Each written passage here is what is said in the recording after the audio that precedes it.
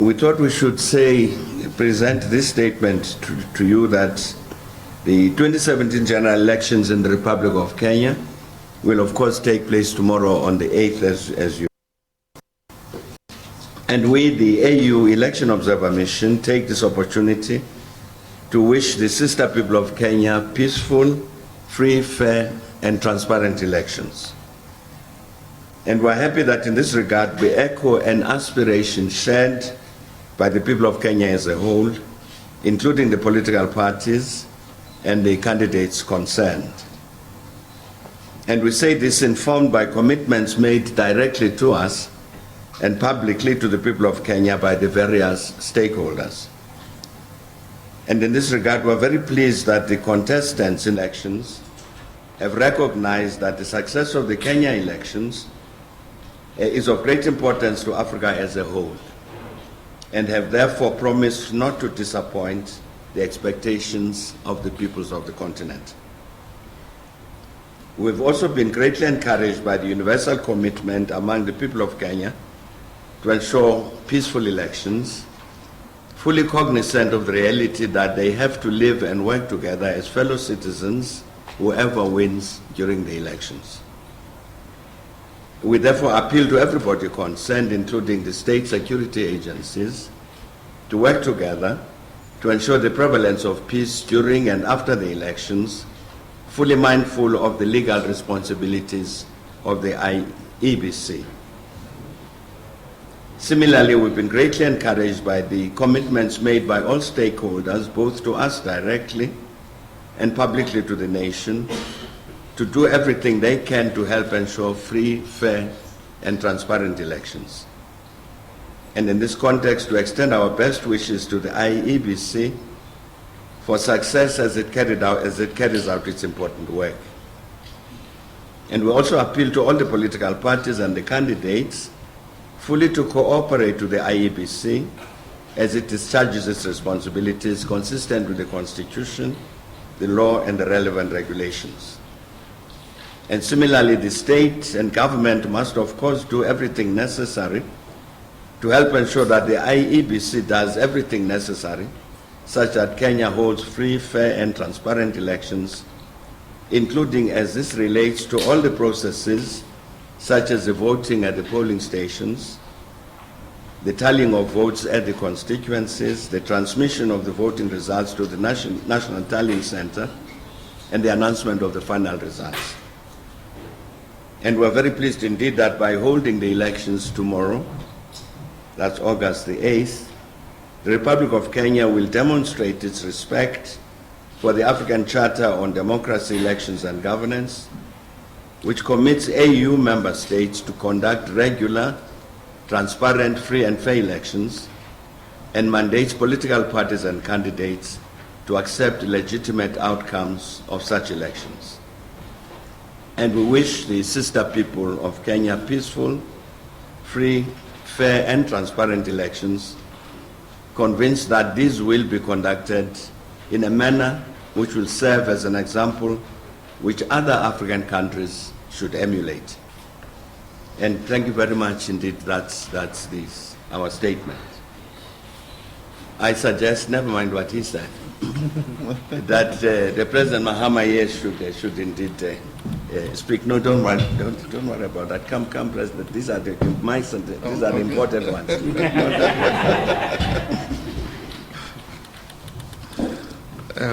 Thank you very much, President Mbeki. Let me recognize the preeminence of the African Union in this press conference.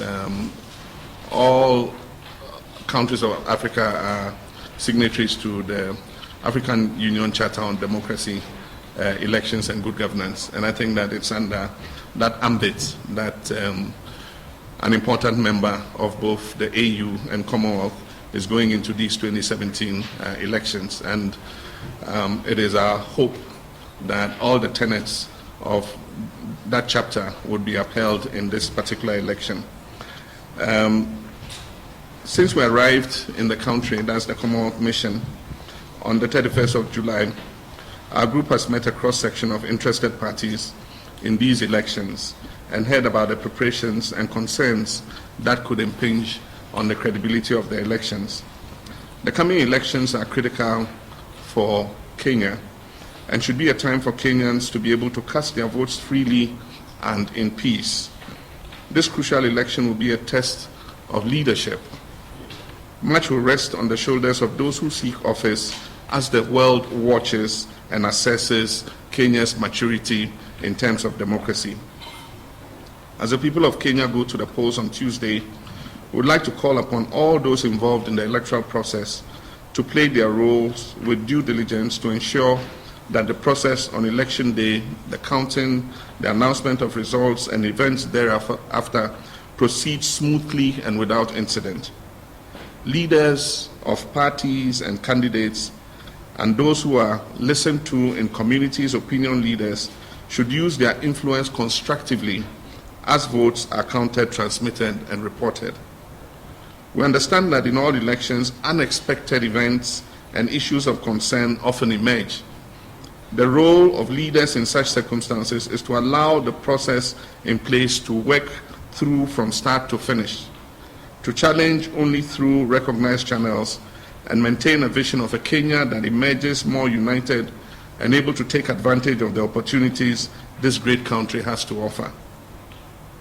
We appeal to everyone involved in the election process to respect the laws of the land and the Constitution, and to do Kenya, Africa, and the Commonwealth proud by conducting a credible, free, and fair election that meets the standards to which this country has subscribed to in international conventions.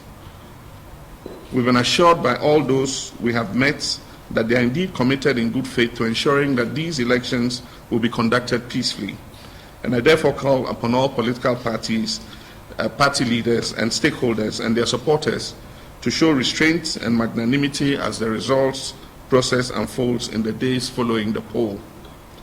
Democracy, rule of law, respect for human rights, including the right to vote and to choose leaders freely without intimidation and violence, are some of the core values and principles of the Commonwealth. And there is no better occasion to uphold these than during elections. The people must be confident that their vote will count and that there will be freedom, peace, and calm after the voting. No matter the outcome of these elections, all Kenyans must be the winners. The election must be transparent, free, and fair, and in all actions of the stakeholders, the rule of law must be upheld. Thank you. Thanks. President's mic. Thank you very much, Your Excellencies. We come to the point where if you have questions, you raise your hand, you introduce yourself, your name, and your media house. Yes, we start from here.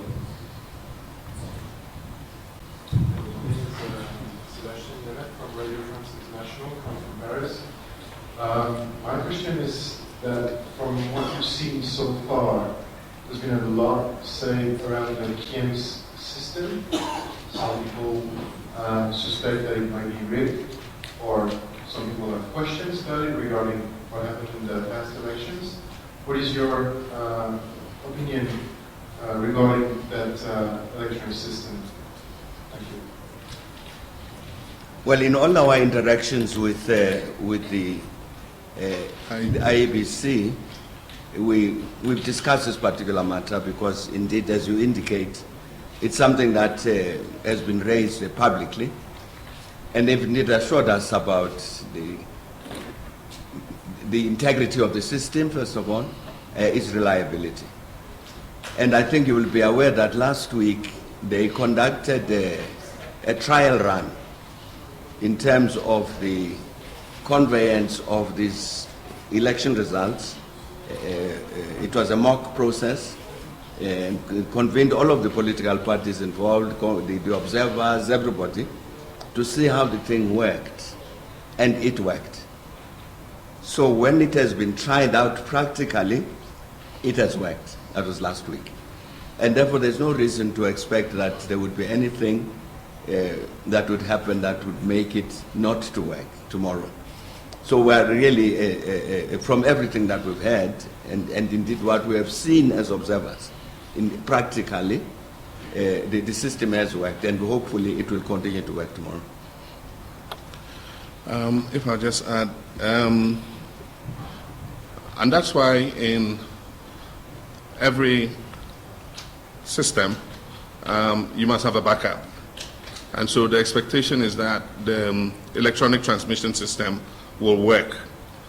But, I mean, being somebody associated with technology and communications, you do know that glitches occur.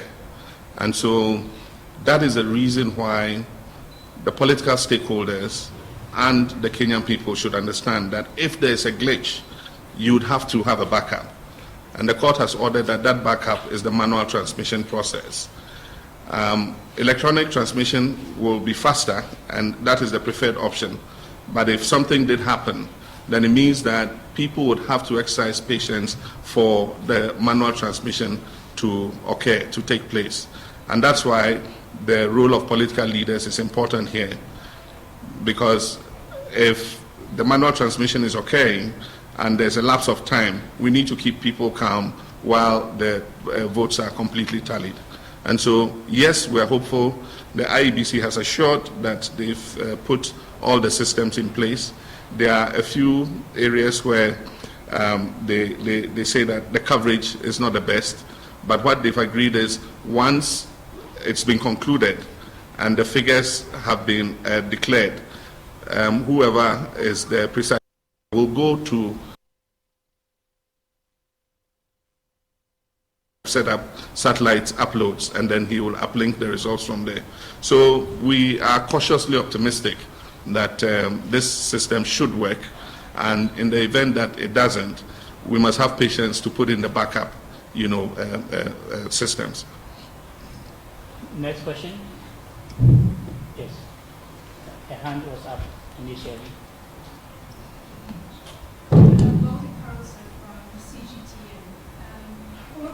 I'm just wondering how you guys are reading the need on the ground currently in your assessment. And then also, President Hama, you spoke about what political leaders should do. What more do you think they could do in order to calm tempers ahead of the polls? Well, you see, in terms of the mood of the people, as you will notice that in our statement we said we wish the people of Kenya peaceful, free, fair, transparent elections. And said that we were very glad to say that because we were confirming a view that were found to be prevalent among the people of Kenya.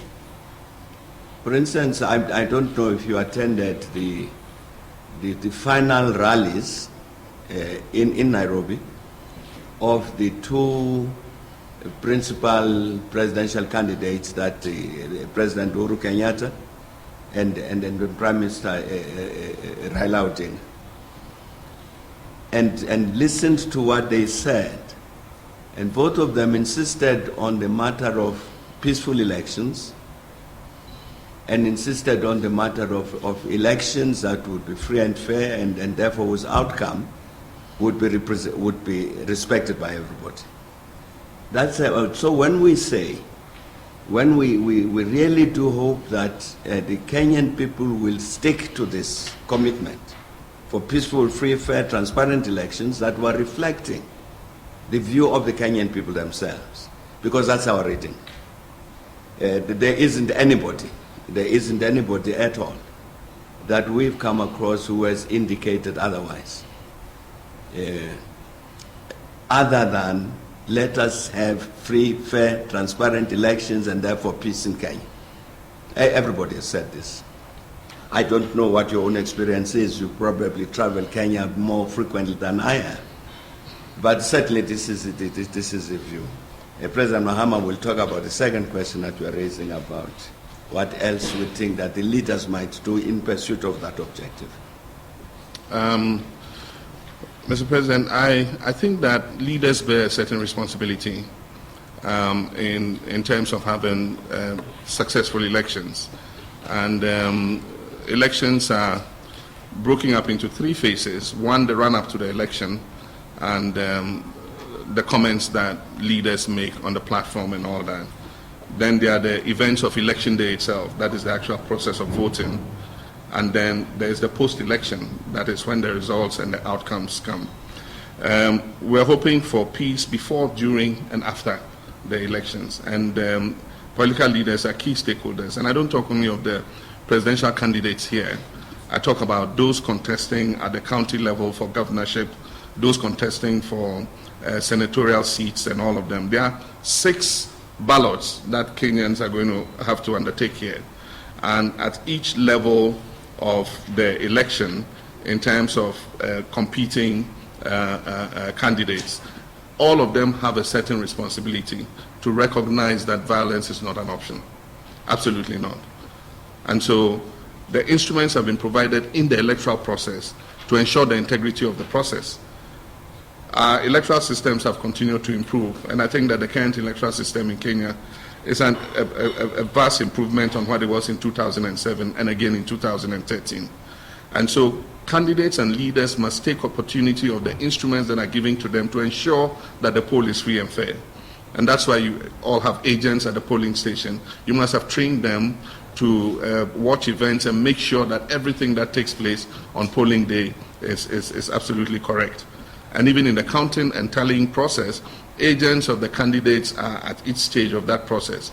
If all of them take advantage of these instruments, then there should be a fair assurance amongst everybody that the poll is a good poll.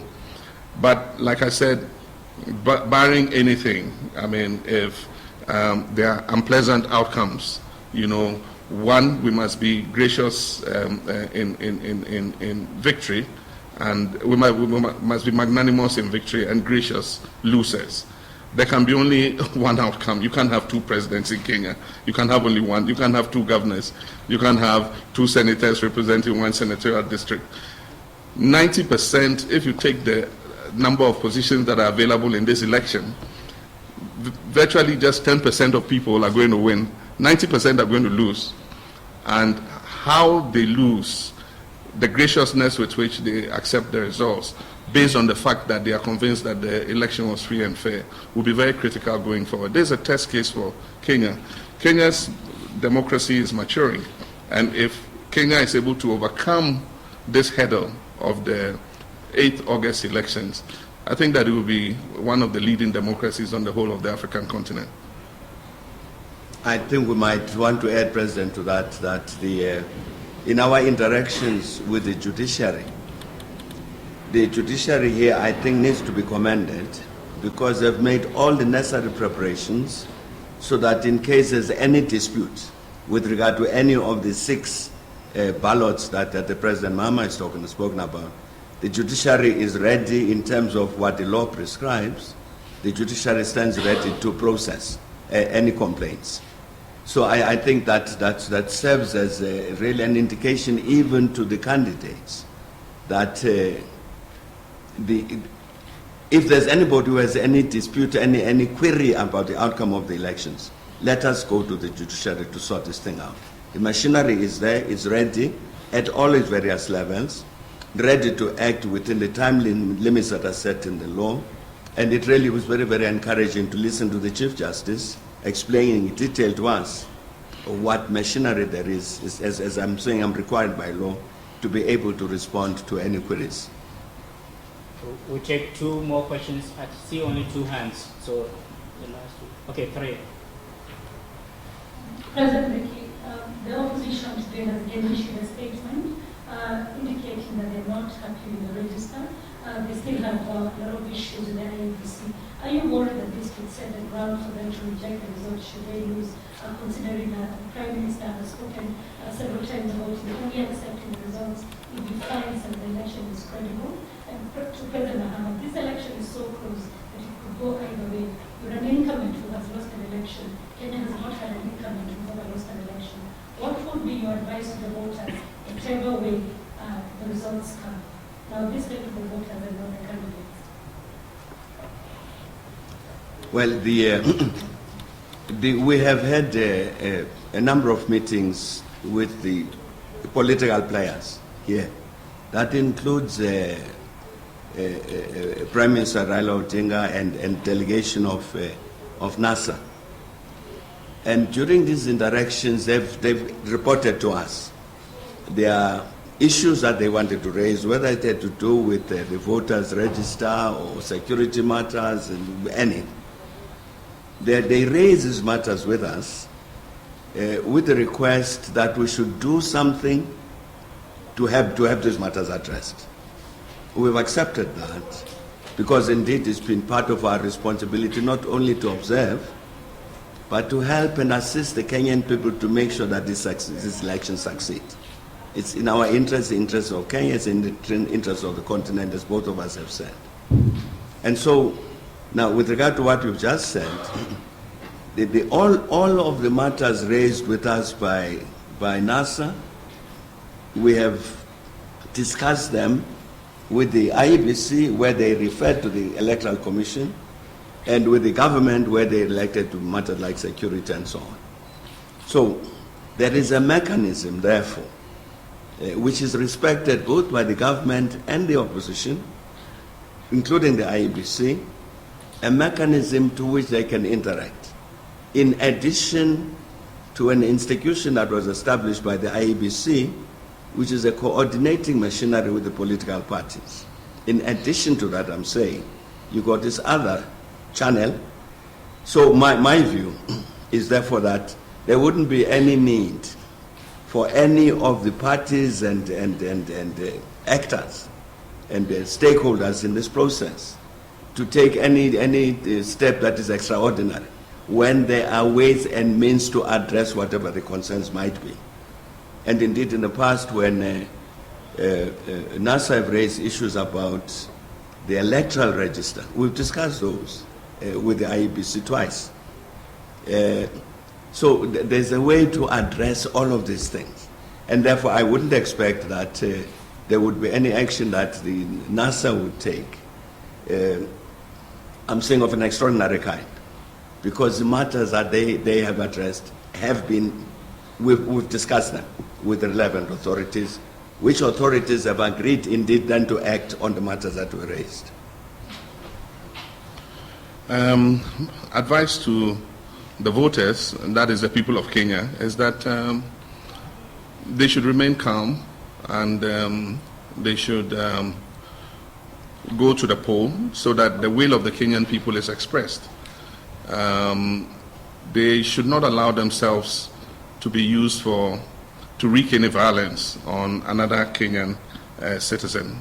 What we should remember is that candidates will go, but the Kenyan and the Kenyan nation will remain. And so if it is the wish of a candidate to serve the people of Kenya, then you should not shed Kenyan blood to become a servant of the nation. And what I'll say is the enemy of the Kenyan people is poverty. It's not a Kikuyu or a Kalenjin or a Luo or a Kamba. The enemy of the Kenyan people is poverty, and is not somebody of a different ethnic orientation or a different political affiliation from you. A poor person in Mombasa is the same as a poor person in Nairobi. And so the nation must rise up to the occasion. Voters must not allow themselves to be used for violence. And all of them must take an interest in ensuring that the election is transparent, free and fair, and that at the end of the day, the will of the Kenyan people is expressed. Thank you. We take the last two questions. My name is Kayinka, one of the SABC in the South Africa. My question, reading some of the information that you sent, one of the mandates supposed to be playing will also be to write a report after the election, a post report, and in that report you actually make recommendations on how Kenya should improve its electoral process. Now, I'm not very sure if the same as the African Union or as the Commonwealth have a mechanism then to ensure that those recommendations can actually be imposed. Because you will write a report, but then nothing happens after that. Do you have any mechanism to ensure that some of those recommendations after the election will be enforced? I think you will have noticed that both President Mahama and myself referred to the African Charter on Democracy, Elections and Governance. That's a charter of the African Union, which is official policy of the African Union. Therefore, it's policy binding on all member states. And that's why we're saying we are very glad that Kenya is holding these elections consistent with what that Charter on Democracy says. Now, in the context of that charter, so as the AU Observer Mission, we have to report to our principal, which is the Commission and so on of the African Union. And in that context, it is possible, within the context of the charter, which is binding on Kenya, for the African Union then to follow up the matter. So that becomes a matter for the African Union, not observers. A matter for the African Union to follow up. The Commonwealth,